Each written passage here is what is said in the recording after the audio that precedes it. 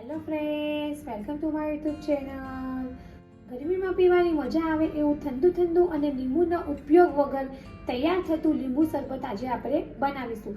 આ જે શરબત છે તે ખૂબ જ ફટાફટ એવું બની જાય છે અને માર્કેટમાં મળતા મોંઘા લીંબુના ઉપયોગ વગર એકદમ ટેસ્ટી અને શરીરને ઠંડક આપે એવું આજે આપણે શરબત બનાવીશું. ઘરમાં ઘણીવાર લીંબુ ના હોય અને અચાનક જો આપણા ઘરે કોઈ ગેસ્ટ આવી જાય છે તો ત્યારે લીંબુ શરબત બનાવવું હોય તો તમે આ ઠંડુ નવું શરબત બનાવીને આપી શકો છો.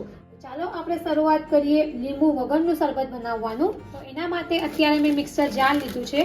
ત્યાર પછી આપણે તેમાં જે ખરી સાકર આવે છે તે લઈશું.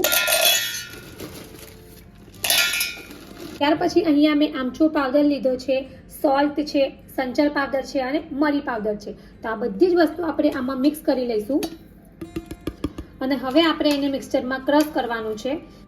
તો આ રીતે આપણે બધી જ સામગ્રી મિક્સ કરીને પ્રીમિક્સ જેવું રેડી કરી લીધું છે અને આપણે આમાં જે સંચર પાવડર ઉમેરીએ છીએ તેનાથી જ આ શરબતનો સ્વાદ ખૂબ જ સરસ આવે છે. તો સંચર પાવડર તો આપણે જરૂરથી જ ઉમેરવાનો છે અને આપણે આજે પ્રીમિક્સ બનાવ્યું છે તેને બનાવીને લાંબા સમય સુધી સ્ટોર પણ કરી શકો છો.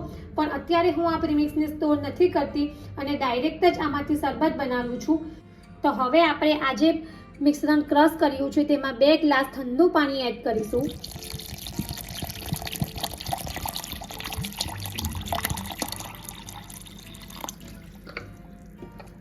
અને હવે પાછું આપણે ઢાંકણ ઢાંકીને એને મિક્સરમાં ક્રશ કરી લઈશું. તમે જોઈ શકો છો કે આપણે પાછું પાણી એડ કરીને આ જે શરબત છે એને ક્રશ કરી લીધું છે અને આપણું જે શરબત છે તે રેડી છે. તો હવે આપણે તેને ગ્લાસમાં સર્વ કરીશું.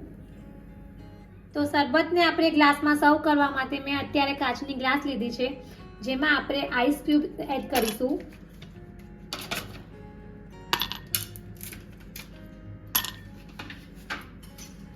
ત્યાર પછી અહીંયા મેં આ જે તકમરી આવે છે તે લીધા છે જેને મેં 5 મિનિટ માટે પાણીમાં બોળી રાખ્યા હતા. તે આપણે 1 ચમચી એડ કરીશું જેનાથી આપણું જે શરબત છે તેનો સ્વાદ ખૂબ જ સરસ આવશે.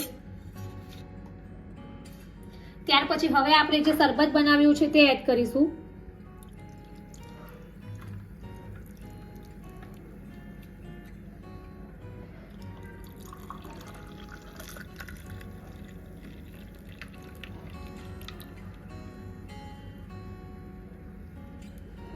અને હવે આપણે ઉપરથી લીંબુની સ્લાઇસથી ગાર્નિશ કરીશું.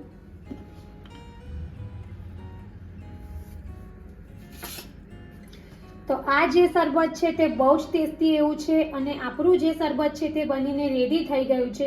આનો ટેસ્ટ એટલો બધો સારો આવે છે કે એકવાર તમે આ શરબત બનાવી લીધું તો તમે લીંબુ શરબત પણ પીવાનું ભૂલી જશો. અને તમે જોયું ને, બનાવવામાં તો ફક્ત 1 થી 2 મિનિટ જેટલો જ સમય લાગ્યો છે. હવે આ ઠંડા શરબતને આપણે સર્વ કરીશું. તો રેગ્યુલર લીંબુ શરબતમાં પણ આપણે તકમરિયા નાખીએ છીએ તેવા જ મેં અત્યારે તકમરિયા એડ કર્યા છે.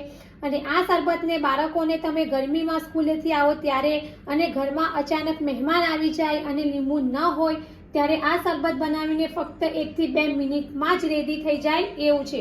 તો તમે જોયું ને, ખૂબ જ ઓછા સમયમાં એકદમ ટેસ્ટી એવું શરબત તૈયાર થઈને રેડી છે. તો તમે પણ એકવાર જરૂરથી આ લીંબુ વગરના ઠંડા શરબતની રેસીપી ટ્રાય કરજો અને કમેન્ટ બોક્સમાં મને જણાવજો કે તમને મારી આ રેસીપી કેવી લાગી છે.